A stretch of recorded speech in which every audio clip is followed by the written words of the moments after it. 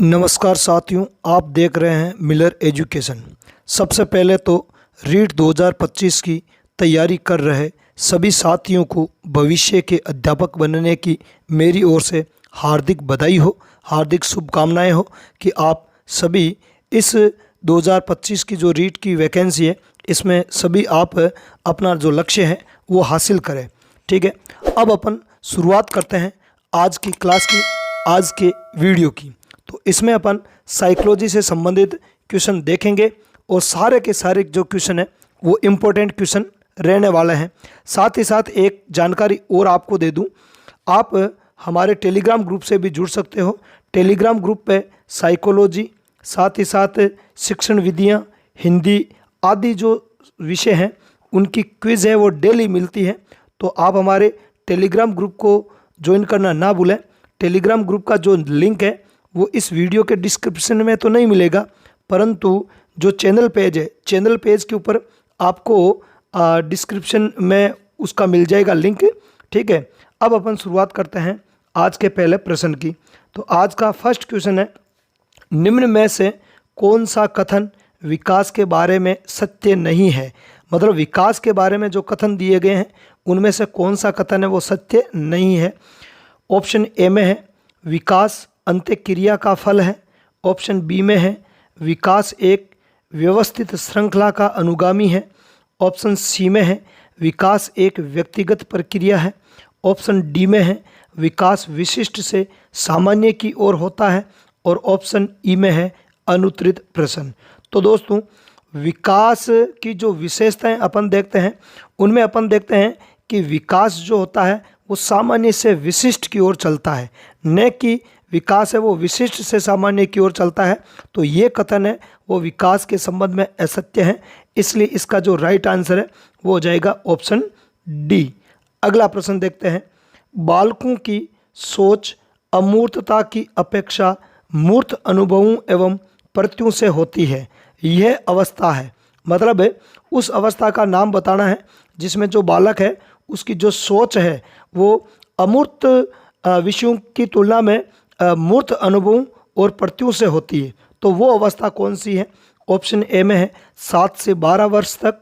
Option B में है 12 से वयस्क तक। ऑप्शन सी में है 2 वर्ष से 7 वर्ष तक। ऑप्शन डी में है जन्म से 2 वर्ष तक। और ऑप्शन ई में है अनुत्तरित प्रश्न। तो ये जो अवस्था होती है वो होती है अपने 7 से 12 वर्ष तक की जो अवस्था होती है वो मूर्त अनुभवों और प्रत्यों से जुड़ी होती है। अगला प्रश्न है, मानव विकास किन दोनों के योगदान का परिमाण है। मतलब है मानव जो विकास है वो जो ये दिए गए हैं ऑप्शन, इनमें से किन दो का परिणाम है, रिजल्ट है। ऑप्शन ए है अभिभावक एवं अध्यापक का, मतलब अभिभावक और अध्यापक का योगदान होता है वो मानव विकास होता है। नहीं, ऐसा तो नहीं हो सकता। अगला है सामाजिक एवं सांस्कृतिक कारकों का। ऑप्शन सी में है वंशक्रम एवं वातावरण का। ऑप्शन डी में है शारीरिक एवं मानसिक सोच का। और ऑप्शन ई में है अनुत्तरित प्रश्न। तो विकास जो होता है वो क्या होता है, वो वंशक्रम और वातावरण का क्या होता है, गुणनफल होता है। क्या होता है? गुणनफल होता है।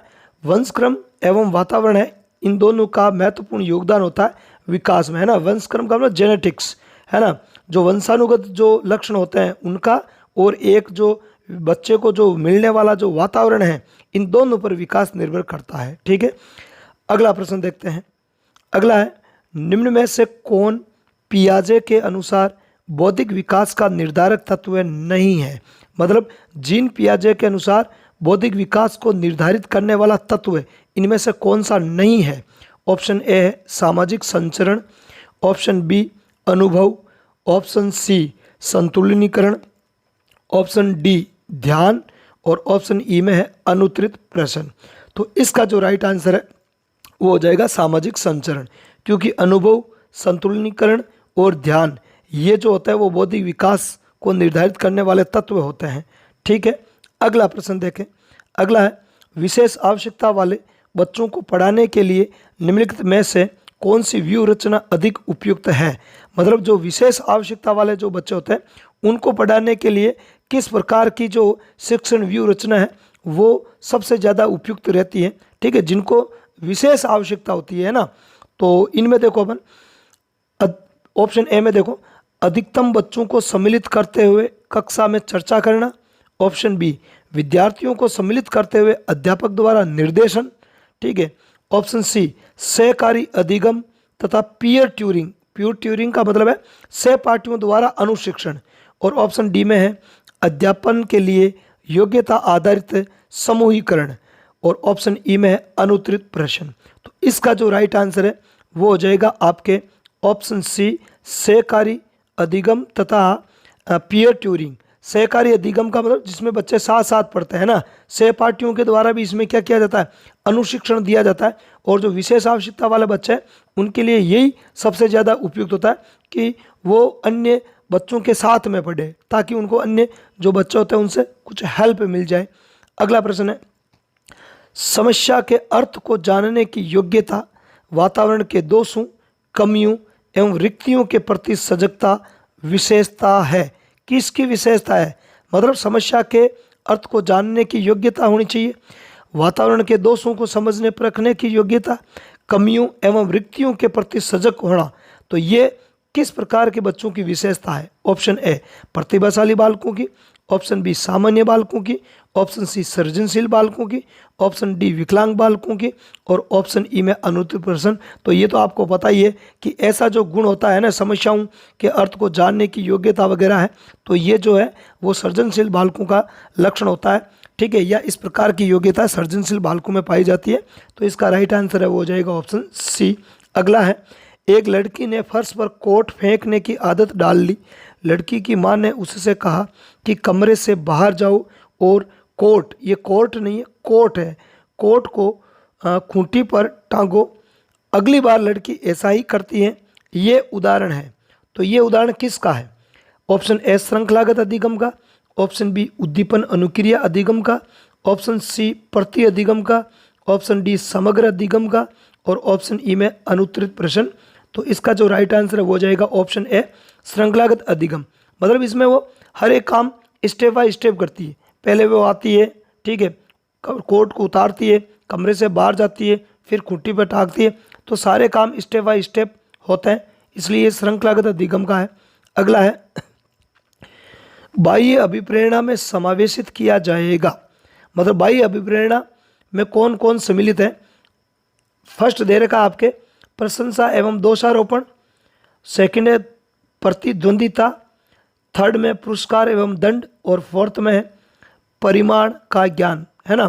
तो इनमें से कौन है वो बाह्य अभिप्रेरणा का उदाहरण है? प्रशंसा या दोषारोपण, ये भी व्यक्ति को बाहर से मिलता है। प्रतिद्वंदिता, प्रतिद्वंदिता का मतलब अपने जो प्रतिद्वंदी होते हैं तो उनसे भी प्रेरणा मिलती है, तो वो भी बाह्य कारक है। पुरस्कार और दंड, ये भी बाह्य कारक है। और परिमाण, परिमाण का जो ज्ञान होना है ये भी बाह्य है, ठीक है, आंतरिक अभिप्रेरणा नहीं है। तो देखते हैं ऑप्शन में।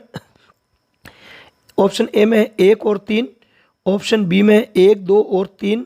ऑप्शन सी में है केवल 2। ऑप्शन डी में सभी। ऑप्शन ई में अनुत्तरित प्रश्न। तो इसका राइट आंसर हो जाएगा वो हो जाएगा ऑप्शन डी, सभी। अगला प्रश्न है, जिस प्रक्रिया में व्यक्ति दूसरों के व्यवहार को देखकर सीखता है न कि प्रत्यक्ष अनुभव के, को कहा जाता है। मतलब दूसरों को देखकर बच्चा सीखता है ना, प्रत्यक्ष नहीं, अप्रत्यक्ष रूप से देखकर सीखना, है ना। और व्यक्ति कहाँ देखेगा, है ना, समाज के अंदर रहेगा, वहाँ देखेगा, देख देख के चीज़ें सीखेगा। तो ये अधिगम किस प्रकार का हो जाएगा? ऑप्शन ए में दे रखा है सामाजिक अधिगम। ऑप्शन बी में है अनुबंधन। ऑप्शन सी में है प्रायोगिक अधिगम। ऑप्शन डी में आकस्मिक अधिगम। और ऑप्शन ई में अनुत्तरित प्रश्न, ठीक है। तो इसमें आकस्मिक अधिगम होता नहीं। आकस्मिक अधिगम का गेस्ट और अचानक से सूझना, अचानक सूझता है नहीं, वो तो देख के सीख रहा है। प्रायोगिक अधिगम, यहाँ पे प्रयोग कोई हो नहीं रहा। अनुबंधन, किसी अनुक्रिया के साथ में या किसी उद्दीपन के साथ में कोई अनुक्रिया हो नहीं रही, चूंकि वो देख कर सीख रहा है ना। तो इसलिए सामाजिक अधिगम हो जाएगा इसका आंसर। अगला प्रश्न है, अधिगम निर्योग्यता का लक्षण है। मतलब अधिगम निर्योग्यता का क्या लक्षण है? ऑप्शन ए, भागने की प्रवृत्ति होना। ऑप्शन बी, अशांत, ऊर्जावान एवं विध्वंसक। ऑप्शन सी में अवधान संबंधी बाधा, मतलब कोई विकार अवधान संबंधी। ऑप्शन डी में है अभिप्रेरणा का अभाव। और ऑप्शन ई में अनुत्तरित प्रश्न। तो इसका जो राइट आंसर है वो हो जाएगा अवधान संबंधी बाधा या कोई विकार होता है बालक में, है ना, तो उसमें सीखने की जो क्षमता होती है वो कम होती है, अर्थात अधिगम निर्योग्यता उत्पन्न हो जाती है। ठीक है, आगे प्रश्न देखते हैं। अगला है, अधिगम को प्रभावित करने वाला व्यक्तिगत कारक है, मतलब जो स्वयं व्यक्ति से जुड़ा हुआ है, वो कारक कौन सा है? ऑप्शन ए संचार के साधन, ऑप्शन बी समवयस्क समूह है, ऑप्शन सी अध्यापक, ऑप्शन डी परिपक्वता एवं आयु, और ऑप्शन ई में अनुत्तरित प्रश्न। तो देखो, संचार के साधन भाई ये व्यक्तिगत नहीं है, समवयस्क समूह है वो भी दूसरे लोग हैं, अध्यापक दूसरे हैं, परिपक्वता एवं आयु उस व्यक्ति से खुद से जुड़ी हुई है ना, उसका खुद का पर्सनल मैटर है ना, पर्सनली है वो चीज़ें, इसलिए इसका जो राइट आंसर है वो हो जाएगा ऑप्शन डी परिपक्वता एवं आयु। अगला प्रश्न है, एक क्रिकेट खिलाड़ी अपनी गेंदबाजी के कौशल को विकसित कर लेता है पर यह उसके बल्लेबाजी के कौशल को प्रभावित नहीं करता, इसे कहते हैं विधेयात्मक प्रशिक्षण अंतरण, ऑप्शन बी में है निषेधात्मक प्रशिक्षण अंतरण, ऑप्शन सी में है शून्य प्रशिक्षण अंतरण, और ऑप्शन डी में ऋणात्मक प्रशिक्षण अंतरण, और ऑप्शन ई में अनुत्तरित प्रश्न। तो यदि एक क्षेत्र में सीखी गई चीज़ है दूसरे क्षेत्र में, या यूँ मान लो एक विषय में सीखी गई जो चीज़ होती है या जो ज्ञान होता है वो दूसरी जगह भी काम में आता है, तो उसको अपन बोलते हैं विधेयात्मक या धनात्मक अधिगम स्थानांतरण बोलते हैं। ठीक है, और यदि विरोध करता है, एक क्षेत्र में सीखी गई चीज़ है वो दूसरे क्षेत्र में विरोध करती है, तो वो ऋणात्मक होता है, निषेधात्मक। जैसे मान लें कि इंडिया में अपन कैसे वाहन चलाते हैं, है ना, साइड चेंज होती है। अब आप अमेरिका में जाओगे तो वहाँ वाहन चलाने की दिशा वगैरह जो होती है, साइड वगैरह, ड्राइवर साइड उसमें भी अलग होती है, साइड भी वहाँ अलग होती है, तो वो फिर एक प्रॉब्लम क्रिएट करता है, तो वो ऋणात्मक होगा। और यदि एक चीज़ सीख लेते हैं वो दूसरे क्षेत्र में काम में नहीं आती है और नहीं उसका कोई हानिकारक प्रभाव पड़ता है, मतलब ना ही कोई वो विरोध उत्पन्न करती है, तो उसको शून्य प्रशिक्षण अंतरण बोलते हैं। ठीक है, तो इसमें एक क्रिकेट खिलाड़ी गेंदबाजी के कौशल को विकसित कर लेता है लेकिन उस कौशल का उसको बल्लेबाजी में कोई फायदा नहीं मिलता है, कोई किसी प्रकार से बल्लेबाजी को वो कौशल प्रभावित नहीं करता है, इसका मतलब शून्य प्रशिक्षण अंतरण हो जाएगा इसके अंदर। अगला प्रश्न है, निम्न में से कौन सा कथन किसी व्यक्ति के मानसिक स्वास्थ्य को उत्तम रूप से प्रदर्शित करता है?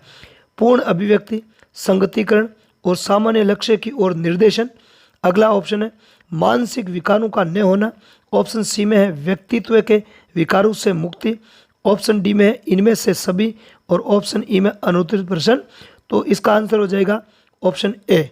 अगला प्रश्न देखते हैं, फ्राइड, पियाजे एवं अन्य मनोवैज्ञानिकों ने व्यक्तित्व विकास की विभिन्न अवस्थाओं के संदर्भ में व्याख्या की है, परंतु पियाजे ने ऑप्शन ए कहा कि विकास की अवस्थाएं वातावरण से निर्धारित होती हैं, ऑप्शन बी कहा कि शेष अवस्था के अनुभव ही अधिक प्रभावित करते हैं, बाकी अवस्थाओं के सीमित प्रभाव होते हैं, ऑप्शन सी विभिन्न अवस्थाओं को समझने के लिए संज्ञानात्मक बदलाव के बारे में कहा, ऑप्शन डी विभिन्न अवस्थाओं को समझने के लिए भावात्मक बदलाव के बारे में कहा, ऑप्शन ई है अनुत्तरित प्रश्न।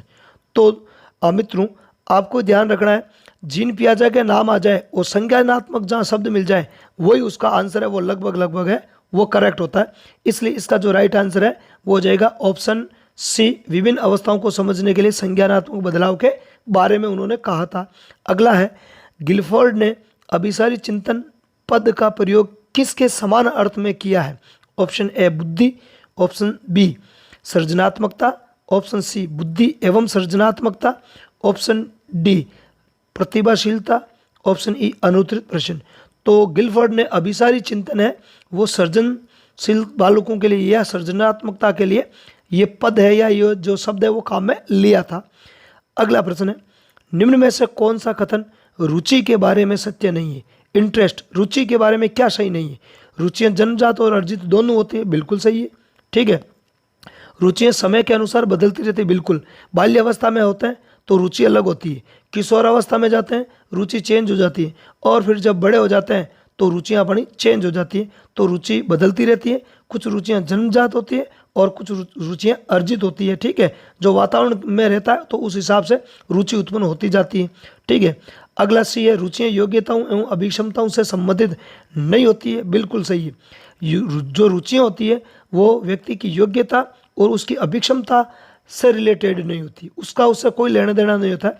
ऑप्शन डी में है, रुचियाँ व्यवहार में आकर्षण एवं विकर्षण के प्रतिबिंब नहीं है? नहीं नहीं, ऐसा नहीं है। ये जो है वो आकर्षण और विकर्षण के क्या होते हैं? प्रतिबिंब होती है। तो ये कथन है वो सत्य नहीं है।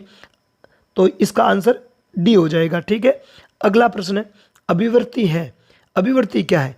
एक भावात्मक प्रवृत्ति, ऑप्शन बी एक ऐसी विशेषता जो व्यक्ति की योग्यता का परिचायक है, ऑप्शन सी व्यक्ति की बीजभूत क्षमता जो कि विशिष्ट प्रकार की होती है, ऑप्शन डी उपयुक्त सभी, ऑप्शन ई अनुत्तरित प्रश्न। तो इसका जो राइट आंसर है वो हो जाएगा अभिवृत्ति एक भावात्मक प्रवृत्ति होती है ना, व्यक्ति की भावना भावात्मक प्रवृत्ति होती है, उसी को बोलते हैं अपन अभिवृत्ति।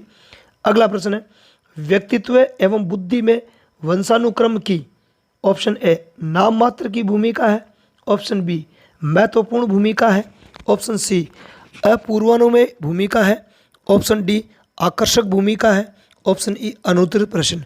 तो दोस्तों, व्यक्तित्व एवं बुद्धि में वंशानुक्रम की जो होती है वो नाम मात्र की भूमिका होती है ना। जो बुद्धि होती है और जो व्यक्ति का व्यक्तित्व होता है वो जेनेटिक नहीं होता है। ऐसा नहीं कि जैसे माता पिता है तो उनके संतानों का जो व्यक्तित्व होता है, जो पर्सनैलिटी होती है वही वैसी होती है और उनकी बुद्धि भी वैसी ही होती है ना। मतलब इंटेलिजेंट जो माता पिता होता है, पेरेंट्स होता है, उनके इंटेलिजेंट संतान हो ऐसा कोई ज़रूरी नहीं है ना। जो कम बुद्धि वाले जो व्यक्ति होते हैं उनके इंटेलिजेंट से इंटेलिजेंट संतान है वो भी उत्पन्न हो सकती है। ठीक है। तो कहने का मतलब है व्यक्तित्व एवं बुद्धि में वंशानुक्रम की नाम मात्र की भूमिका होती है। अगला प्रश्न है, जिन इच्छाओं की पूर्ति नहीं होती उनका भंडार गृह निम्न में से कौन सा है? ऑप्शन ए इदम, ऑप्शन बी अहम, ऑप्शन सी परम अहम, ऑप्शन डी इदम एवं अहम और ऑप्शन ई में अनुत्तरित प्रश्न। तो जो इच्छाएं पूरी नहीं होती है व्यक्ति की, उनका जो संचयन किस में होता रहता है? इदम में होता रहता है। किस में?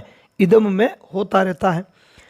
अगला प्रश्न है, रक्षा तंत्र बहुत सहायता करता है हिंसा से निपटने में, ऑप्शन बी दबाव से निपटने में, ऑप्शन सी थकान से निपटने में, ऑप्शन डी अजनबियों से निपटने में, ऑप्शन ई अनुत्तरित प्रश्न। तो जो रक्षा तंत्र है, जो रक्षा युक्तियाँ होती है, वो रक्षा युक्तियाँ आपको दबाव से निपटने में, जैसे द्वंद्व है, प्रतिस्पर्धा है ना, तनाव है, ऐसी कंडीशंस जो होती है उनसे निपटने में सहायता करती है। आगे बात समझ में? तो ये थे आज के साइकोलॉजी के टॉप क्वेश्चन। क्लास यदि आपको अच्छी लगी है तो इसे अपने दोस्तों में ज़्यादा से ज़्यादा शेयर करना है। चैनल पर आप नए हो तो चैनल को सब्सक्राइब जरूर करना है, साथ ही साथ बेल वाला आइकन को जरूर प्रेस करना है ताकि जैसे ही मैं कोई वीडियो अपलोड करूं उसका नोटिफिकेशन आपके पास में हाथों हाथ पहुँच जाए। और एक विशेष फिर से सूचना जो आपको याद दिला दूं, हमारे टेलीग्राम ग्रुप को ज्वाइन करना ना भूलें। वहाँ पे बहुत सारी एग्जाम संबंधी सूचनाएं और इसके साथ साथ बहुत सारे क्विज भी दिन में आपको मिलते रहते हैं अभ्यास के लिए। तो इस क्लास में इतना ही। धन्यवाद। जय हिंद।